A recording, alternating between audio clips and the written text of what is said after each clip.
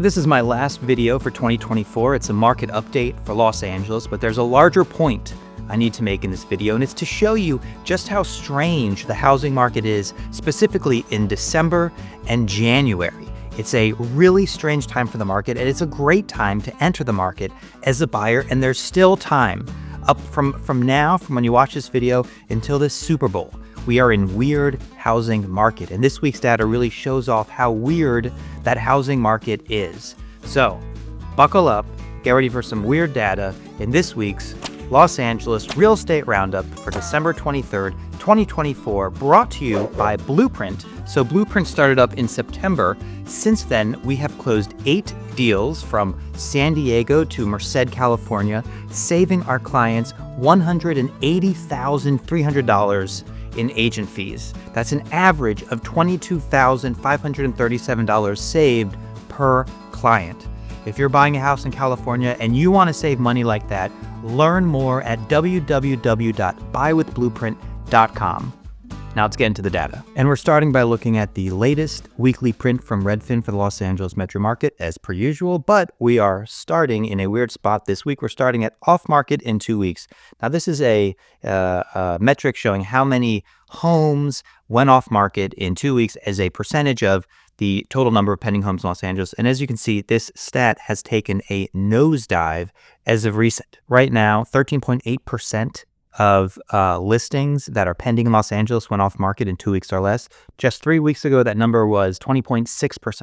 So why has this metric fallen off a cliff? Well, there's 2 reasons. Firstly, the kind of buyer who pulls a home off market in 2 weeks or less just isn't out there in December and January. These are your very motivated buyers who are very location specific or amenity specific and need a certain kind of house. And honestly, these buyers mostly shop in the summer because they're mostly motivated by location, because they're mostly motivated by schools.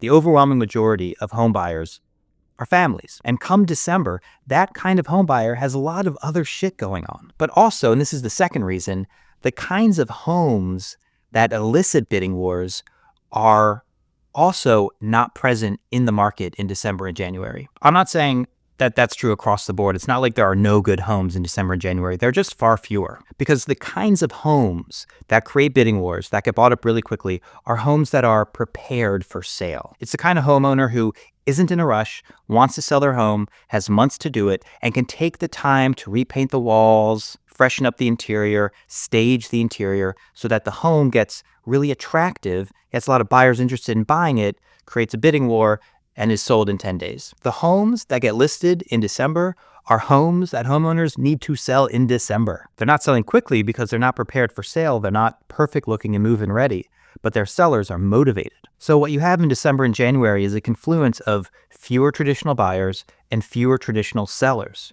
This is a perfect opportunity if you're a savvy home buyer to jump in, find a deal, and grab it. And I might make this point again later in the video, but if you're sitting at home thinking, I think 2025 is the year for me, again, I highly encourage you to call up a lender, see what you qualify for, and maybe see if there's a great home in the market in January. There might not be, but if you find one, January is the best time of year to buy it. Okay, here's another important metric to look at: average sale to list ratio. So this is literally the ratio of sale price to list price. So let's say the average sale price of a home in Los Angeles is like $1,100,000. And, I'm saying average, and median are different. The median sale price is lower, whatever. The average list price might be just $1 million. So on average, homes are selling for more than they're being listed at. Now this ratio equals, let's do some math. That math wasn't too complicated. This ratio equals 110%. The selling price is higher than the listing price, so this is going to be over 100%. If you reverse these, if the average sale price is below the average list price, you get a average sale to list ratio below 100%. So the market is favorable to buyers when the average sale to list ratio is below 100%. And what do we look at when we look at the history of the Los Angeles housing market, the recent history? Well, this line right here is 1.00. 1.00 is another way of saying 100%. And let's take a look. Well, we are basically almost always above 100% earlier in the year.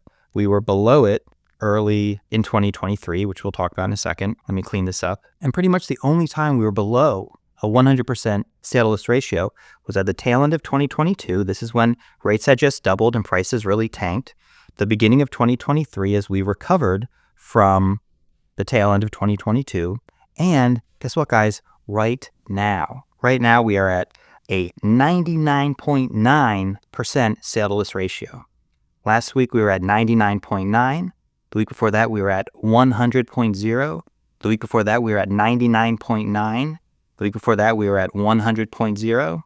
And the week before that we were above 100%. So even though 99.9% average sale to list ratio doesn't seem like a huge bargain, it is just unusual for the Los Angeles market. And just like we see every single spring, this ratio is going to go up.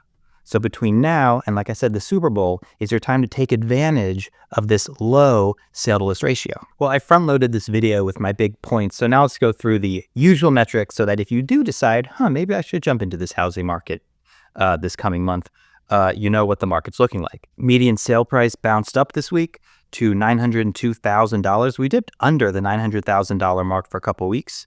Now we're back up to $902,000. The median price of a new listing in Los Angeles dropped down this week to $891,000. That's the lowest point it's been all year, yet another indication that it's a good time to buy. Listing prices tend to lead sales prices. Agents who are in the field and know what's going on advise sellers as to what price they should list their homes. And agents, like them or hate them, kind of know what's going on the ground. So when agents lower list prices, it's because they are sensing that the market is beginning to falter. So, the list price has sort of bounced around the past few weeks, but it is in its lowest range of the year, except for the very beginning of the year. It should continue to go south as it does toward the end of every year before rebounding again in the spring. When we look at the number of new listings on the market, we see that we are falling just as we do most of the time. 2021, this red line up here, was a real banger year and had more listings than other markets. Right now we're down right in the midst of where we were last year in 2022. Now we're looking at homes sold on the LA market. This week we ticked up to 952 homes sold, up from 905 homes sold last week. And as you can see, compared to last year being the bluish aquamarine line, we were very much in step with last year until about August. And then we started selling more homes than last year. We can see this trend pretty clearly when we look at the year-over-year growth chart. Again, looking at the orange line, that's this year. We were sort of right in line with last year and then sort of began to tick up relative to last year.